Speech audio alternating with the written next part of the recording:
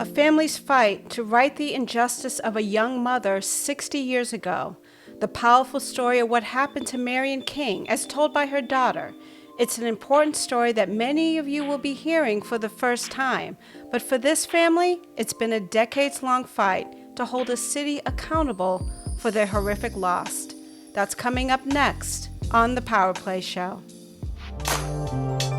From the studios at Hull Bay Productions, this is the PowerPLAY. Welcome to the PowerPLAY show. I'm Tonya McGrath. Mrs. Marion King was a young pregnant mother who was delivering clothes to jail demonstrators in Camilla, Georgia on July 23, 1962, when she was violently attacked by white police officers while her 3 young children watched in horror. The attack on Mrs. King resulted in losing her child. Her 3 children, Dr. Jonathan T. King, Dr. Edward King, and Abena King, have spent decades fighting to right the wrong done to their mother. Their hope is to put their mother's attack on historical context and have the city of Camilla, Georgia recognize, own up, and acknowledge what happened and make it right. With me today is the daughter of Mrs. King, Abena King. Abena, welcome to the PowerPLAY show. Thank you so much for having me. Thank you for being honor to be here. Oh, thank you so much. You know, when I first heard this story, and it was shared to me by your cousin, Clennon King, who is, I'm a big fan of his. We worked together very shortly in our careers, but my jaw dropped, not just because of the horror of what happened to your mom and you all, because you guys were traumatized by what you saw happening to her, but the fact that I had never heard of this story before. But I want to start a little bit with just talking about your mom, who she was as a woman, what you remember about her as growing up as a child. Just kind of describe the person that she was. She was a person who came from the poorest of the poor.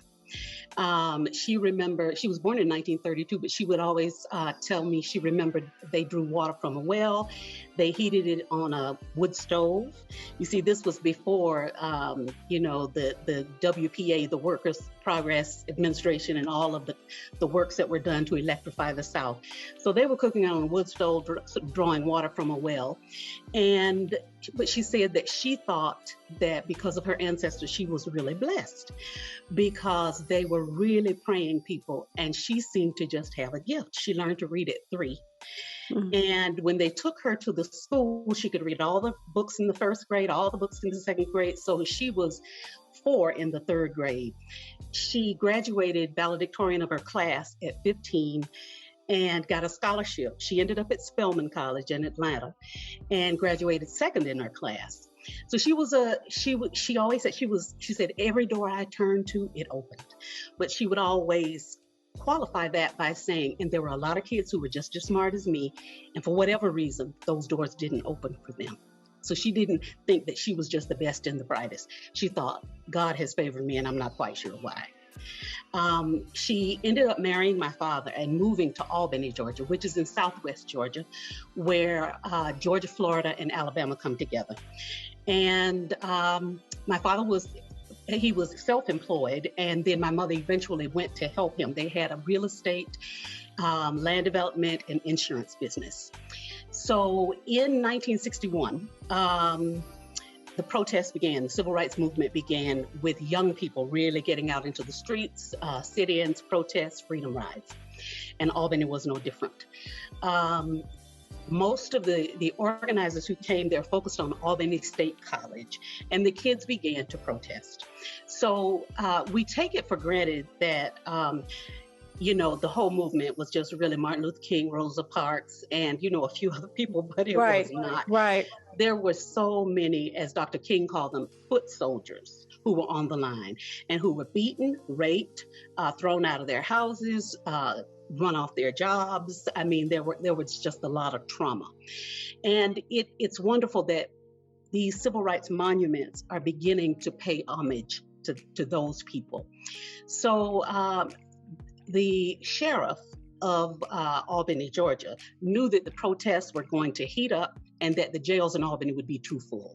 So he contacted all of the surrounding counties, the sheriffs, and asked if protesters could be brought to those jails. So a jail in Camilla, Georgia, which is 27 miles south, was where several people were, lots of people, I should say. It was just overflowing with teenagers.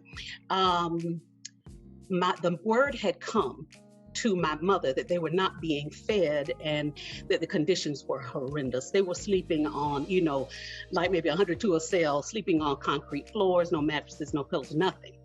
So it turned out that the high school daughter of our housekeeper was also in this jail. And I remember about her that day that she was crying. She was ironing and tears were just falling. So I knew something was wrong.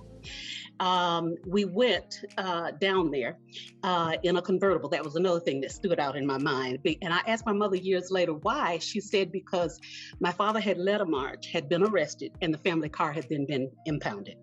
So she had borrowed a convertible from a friend of hers. So we went down. My mother had me on her right hip, a plate of food in her left hand. And there was a fence, and there were many people milling around, many Black people who've come to see about their kids, their loved ones who are locked up. And there were two policemen. She said that one of them said something to her very ugly, and she turned to him and she said, "I'm willing to go to jail for my rights." And he said something else to her, and she told him, "I will go now." And she took a beating by two policemen. She was kicked, she was billy clubbed, she was knocked down. She was 5.5 months pregnant. And she lost consciousness, right? She did. What I recall is just her being face down and her coming to and grabbing me and running back to the car. And that when we got in the car, she had blood running down her right leg. So she ended up having a stillbirth. And there were police reports that they tried to file. They were having none of it. Nothing was ever done. And as a matter of fact, the incident was talked about openly, not only among Black people. Martin Luther King talked about it in one of the, the interviews that he gave a few days later. When that happened, young people in Albany almost rioted when they heard that a pregnant woman had been beaten. And they threw stones at different shops. And so Martin Luther King imposed a 2-day penance, what he called it, and went around to all the pool halls, all the schools, everywhere, sent his lieutenants around to tell them, you cannot do this. No matter what they do, we cannot resort to violence. And so they continued. It turns out, I found out years later that my parents' home had been bugged. So when the FBI declassified, some of their old records, I was able to get transcripts where they themselves admit that, yes, she was beaten. We know she was beaten. We have that, but that nothing was going to come of that.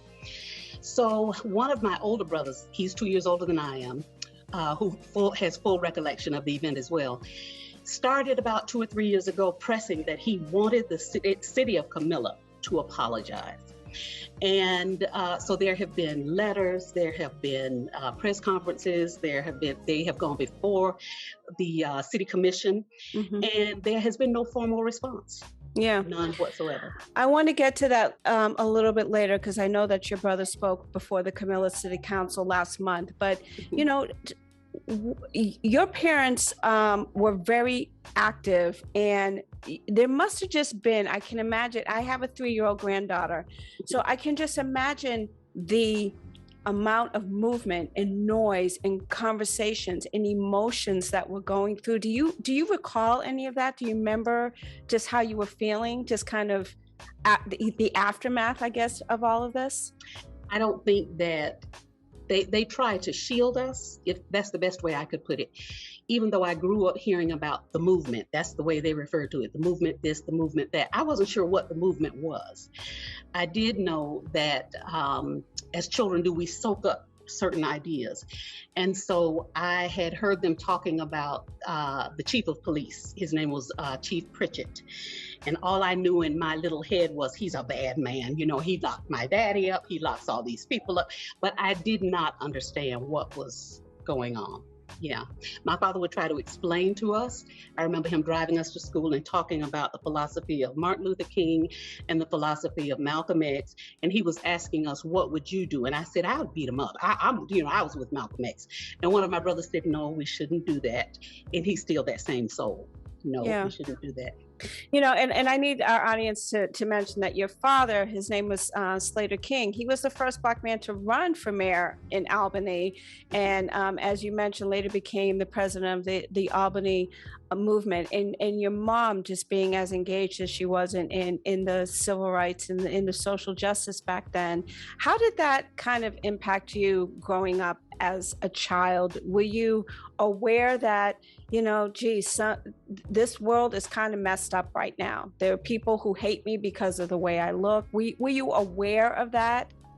I don't think that I really was at a very young age, because it was segregated. Our lives were segregated. The only time I interacted with whites were white freedom riders and white people who came south, usually Jews, who came from colleges and from just their comfortable lives up north to help, to register people to vote and put their lives on the line, because they felt that in the 1930s and 40s, nobody had said a word as they were being, you know, sent to the slaughter.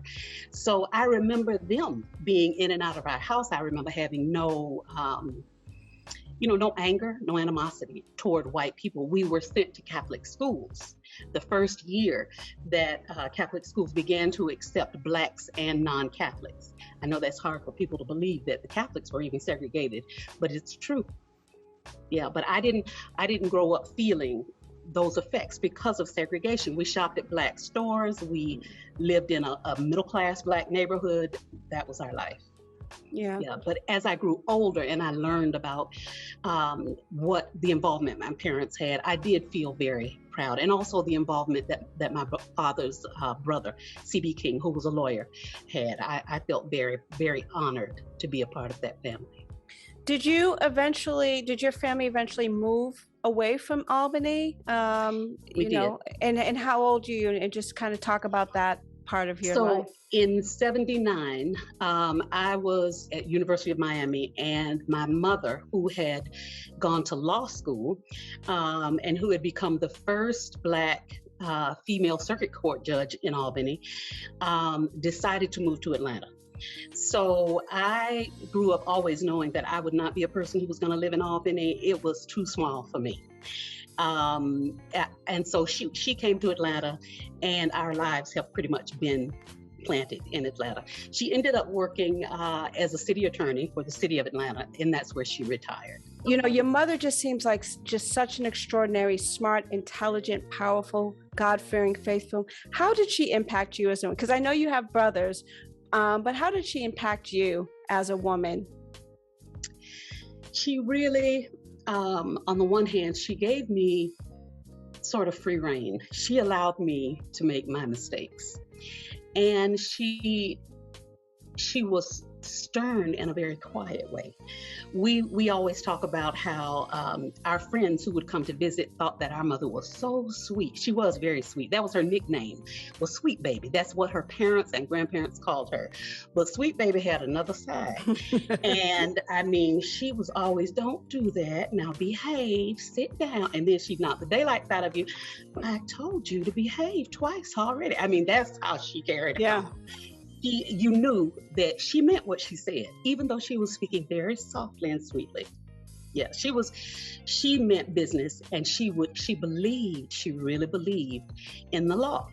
I believed in the law. She taught me to believe in the law. I remember when she was, I think, in law school when Nixon resigned. And I remember she came running into our study, holding the newspaper up, saying, "It works." I said, "What works?" She said, "The Constitution works. It really works." Well, In the last, I don't know, starting with probably the 2000 election, I have questioned how well our Constitution works in this country. And we need, as Thurgood Marshall said, it's a great document, but it is not perfect. Right. And what I have found in my own life, and what I've come to believe, is that you can change all the laws you want, but when people's hearts do not change, nothing really changes. So you can desegregate housing, and then Black people move in, and there's a tipping point and white people run out. And you can desegregate schools and the same thing happens.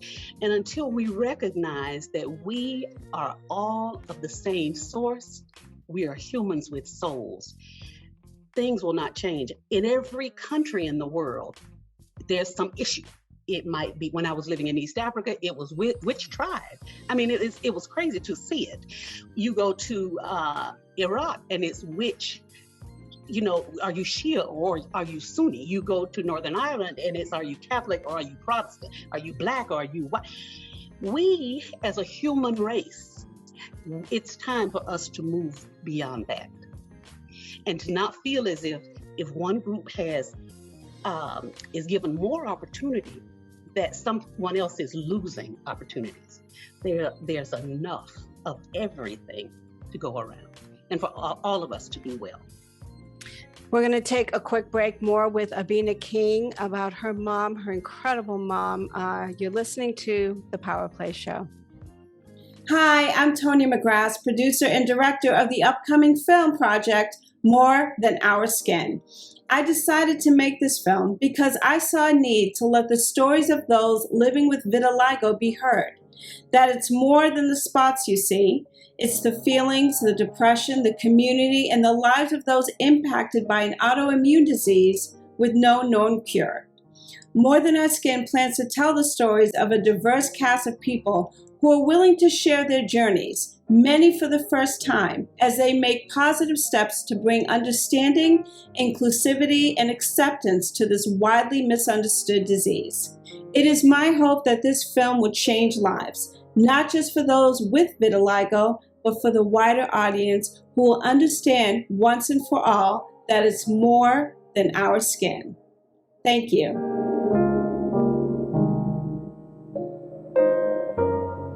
Welcome back to the PowerPLAY Show with my guest, Abena King. Abena, when did you and your brothers really decide that this wrong that happened to your mom, this incredible attack that was just horrendous, she ended up losing her child, her baby was stillborn, basically. When did you all decide that, you know what, we need to make this right? There's something that we need to do to make this right. It was really my older brother, Jonathan King, who decided that it was just time, and he pushed, and then Clennon, who is a cohort of yours, joined in. And between the two, they were able to get a lot of publicity and a lot of traction. However, the city has not really acknowledged anything. And as I've said before, we aren't looking for any kind of monetary damages. We are not looking for 40 acres and a mule or a settlement. We are just looking for an acknowledgement. Clennon said to me once that he had spoken to someone in the judiciary down in Camilla, and that he had said to the man, "You are trying to hide these events, and yet if we acknowledge history, there's really money to be made." If you think about the Equal Justice Initiative in Montgomery, or the Civil Rights Museum in DC or in Memphis, there are lots of restaurants and hotels and shops that have grown up around these things. We don't have to hide from our history. We don't have to hide from the Holocaust. When we go to the Holocaust Museum, there has been an African Holocaust, in a sense, in this country, and we don't want to talk about it. So what Clennon brought to our attention that I didn't know is that there had been a massacre in this same small town, Camilla, Georgia, in 1868. Mm-hmm. There were 33 Black duly elected representatives who were simply thrown out of office. This is the end of Reconstruction, thrown out. A protest was held and a march from Albany to Camilla. And it turns out that I think it was, I'm not sure of the number, but I think it was 33 people were killed, something to that effect. Men, women, and children pushed into a mass grave. In an editorial of the Camilla Gazette, a few days after my mother's assault, the editorial states that these young Black people in this town are going to cause themselves great trouble if they continue to allow, quote, outside agitators. The same thing will happen that happened back in 1868, and they cite where the mass grave is. So, as Clinton stated, we need to be working also on a monument to honor those people. We stand on their shoulders as well. Just last month, your brothers, both Jonathan and Edward, addressed the Camilla City Council in hopes to bring some attention, acknowledgement, and accountability to what happened to your mother.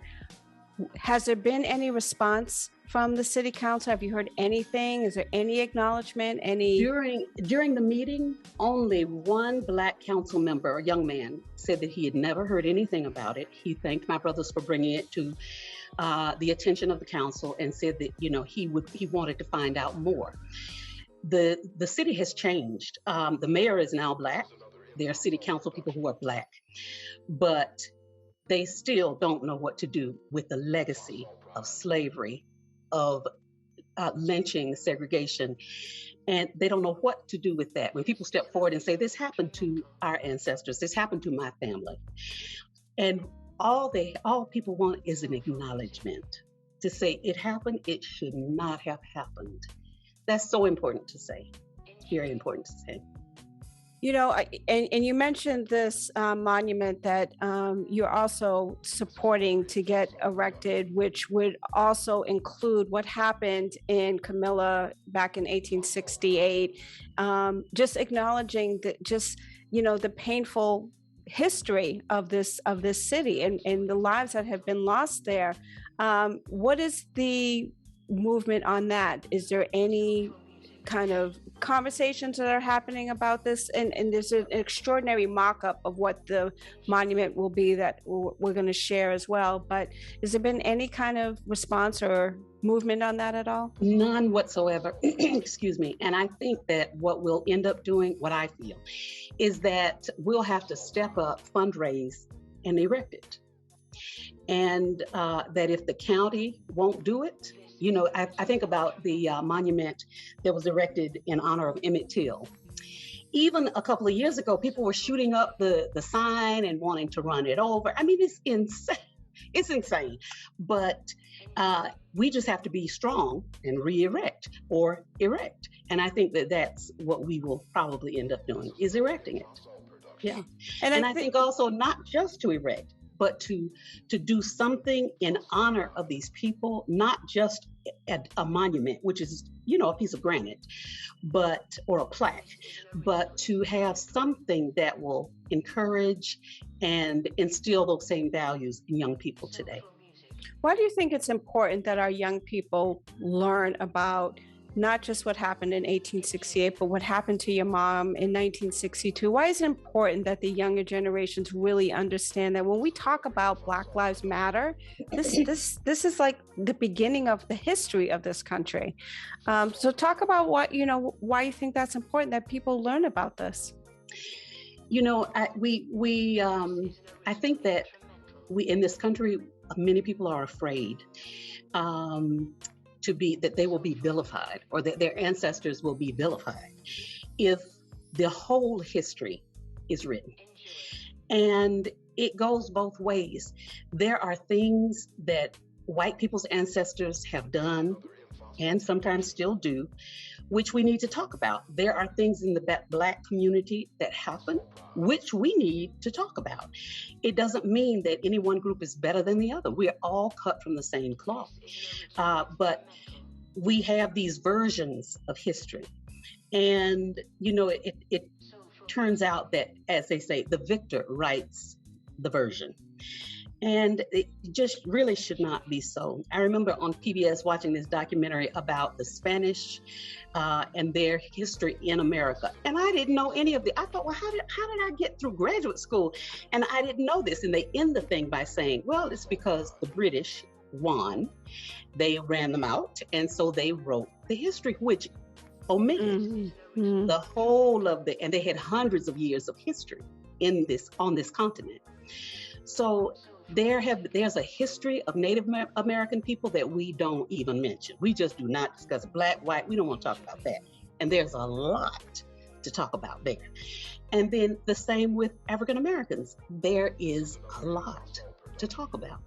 There is the issue, and this is going further afield, even in our own communities, of colorism. There's a reason why most well-to-do Black people are of lighter skin, longer hair. That's just something that we have to talk about. We cannot address it if we refuse to acknowledge that there's a problem. But the young people are our future. They are our future. What do you think your parents would think about this current Black Lives Matter movement? Because unfortunately, people like your mom, issues are still happening that, I mean, we all know Breonna Taylor's story, and it's still happening. What do you think your parents would think about the current movement? I think they would be so proud. Excuse me. I think that they would be honored. I really do. I was so proud. I was so honored. And I'm telling you, I was so proud to see as many white and yellow and tan and every color out there saying this cannot be. I said, maybe these children will help us, because my generation seems to just have, I don't know what happened to us. My mama said, we suffered and y'all got your BMWs and you just kind of wanted to go off in the sun. So, I hope that this young generation can turn it around legislatively, morally. I'm looking, and the environment, I'm looking forward to all the good things that they seem to have in their sights. That's awesome. We're going to take another quick break. More with Abena King in a moment. You're listening to the PowerPLAY Show.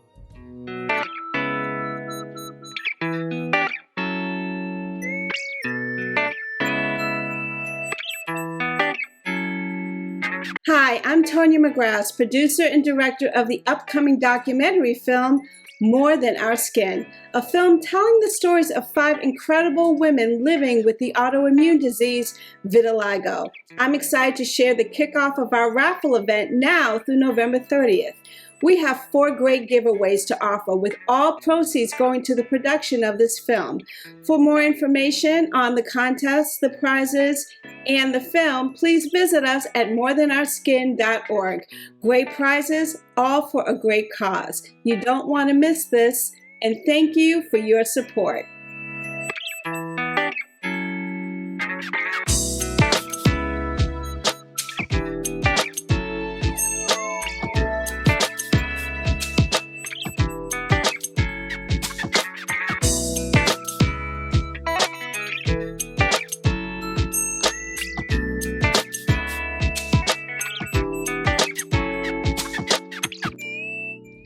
Welcome back to the PowerPLAY Show. My guest is Abena King. Abena, what are your ultimate hopes for your family with regards to the city of Camilla, Georgia?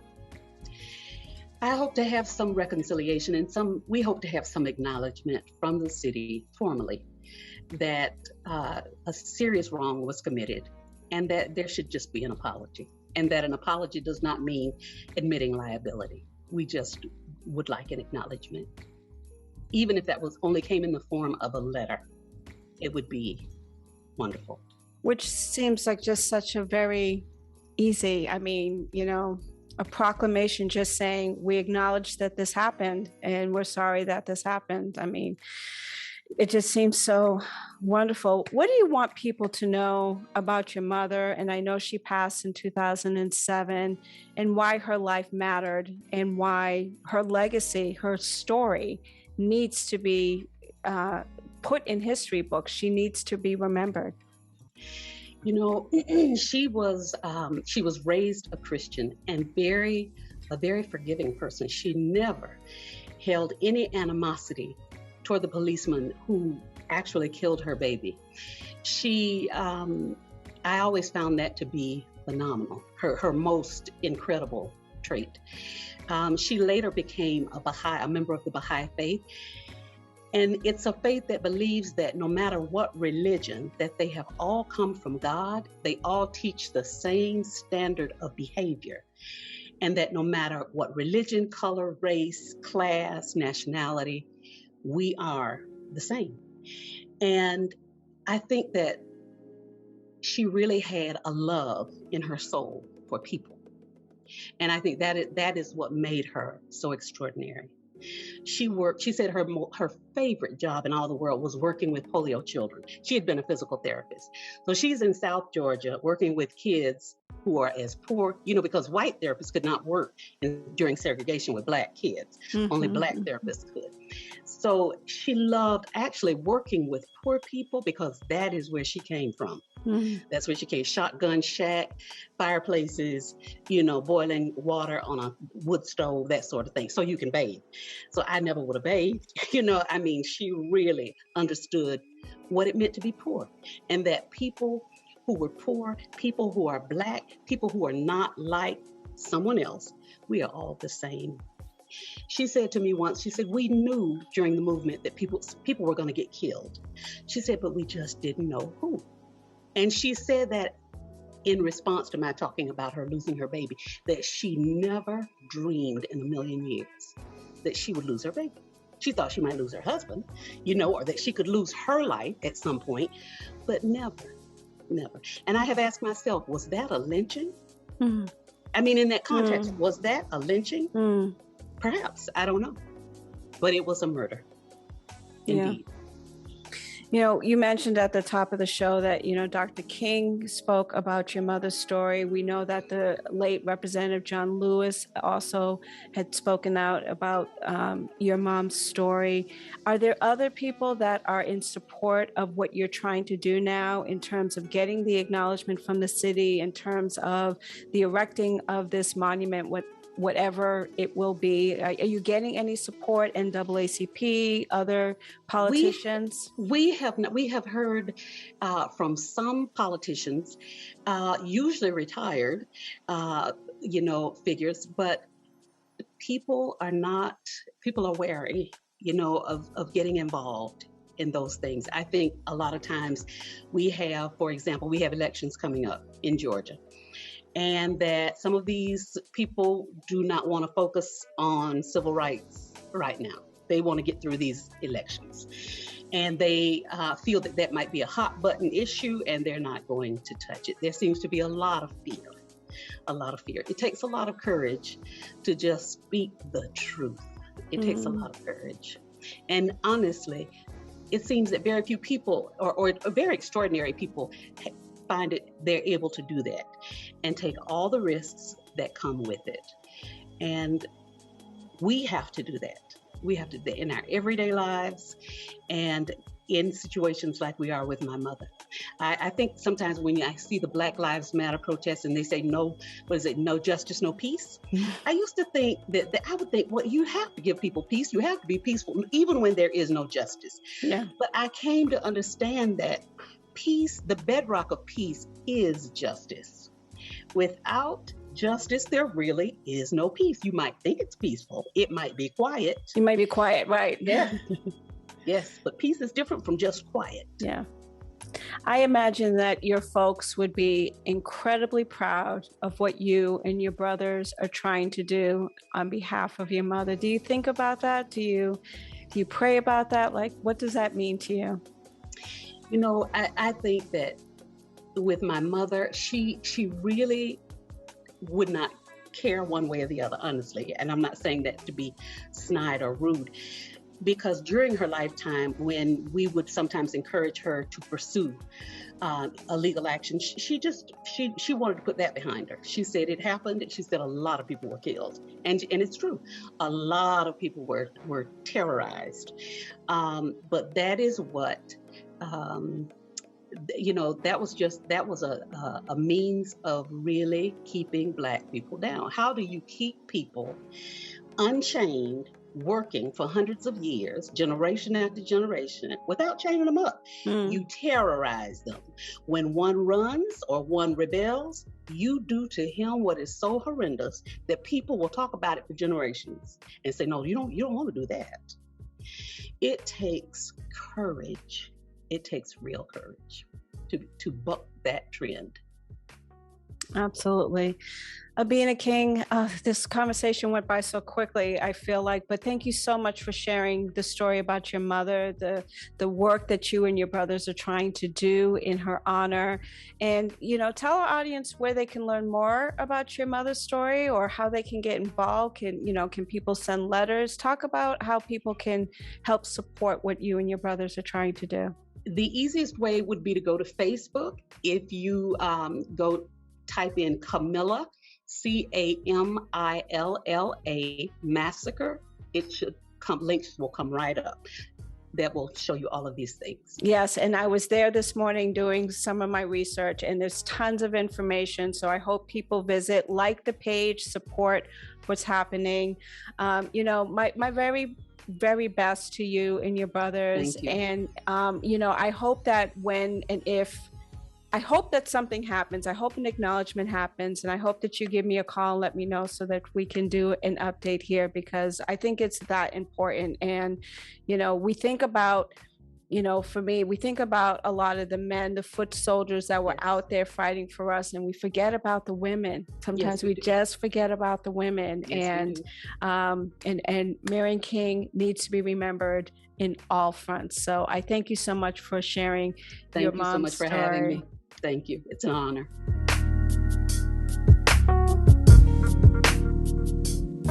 Remember, you can listen to past episodes of the PowerPLAY show wherever you subscribe to podcasts, including iHeartRadio, Pandora Podcasts, and now Amazon Music. You can also watch our interviews on YouTube. Simply search the Hull Bay Productions Media channel and be sure to subscribe so you never miss an episode.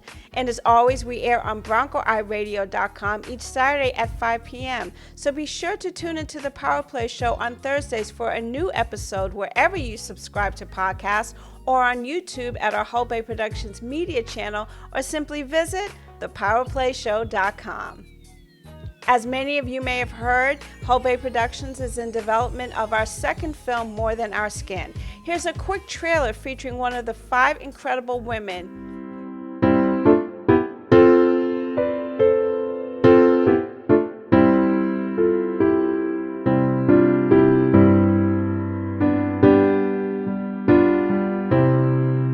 that first meeting, July, I don't remember the exact date sitting here, but it's on everything. I put everything on the website so I don't lose it myself. We had a good little crowd. There was 18 of us at that first meeting in the breakfast nook at the Ramada in Dorchester. And God said to me that day, this is it.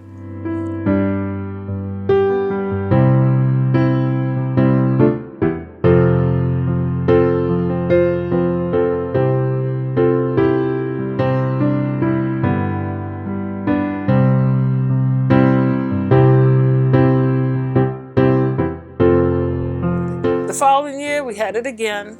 From that day, I said, God, I'm going to ride this thing with you. And it's been that way ever since.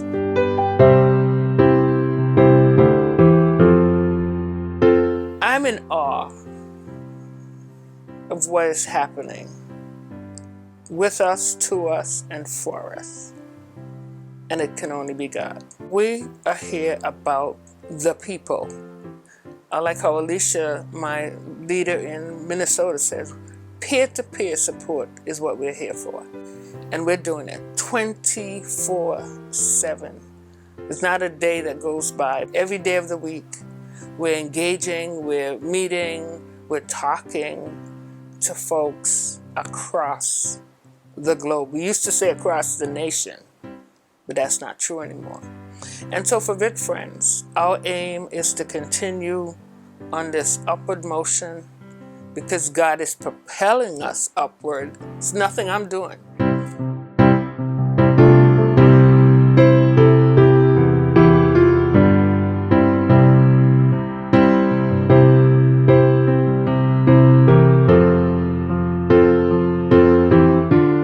We want this to make a difference.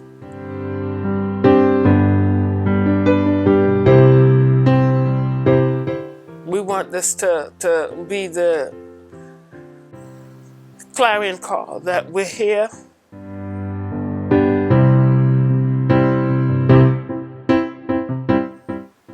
We are living, we're surviving, we're making it happen.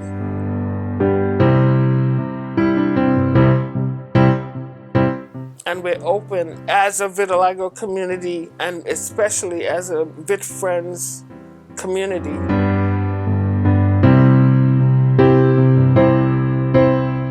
We're open to all.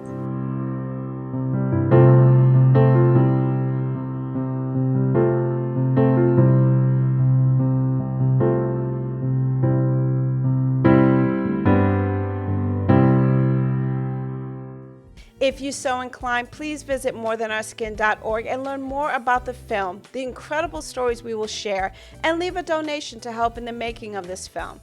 $5, whatever you have, every donation makes a difference. And don't forget to get your tickets for our More Than Our Skin raffle. We have some great prizes, so you don't want to miss out. Simply go to morethanourskin.org/raffle, and good luck. Until next time, I am your host, Tonya McGrath. Be well.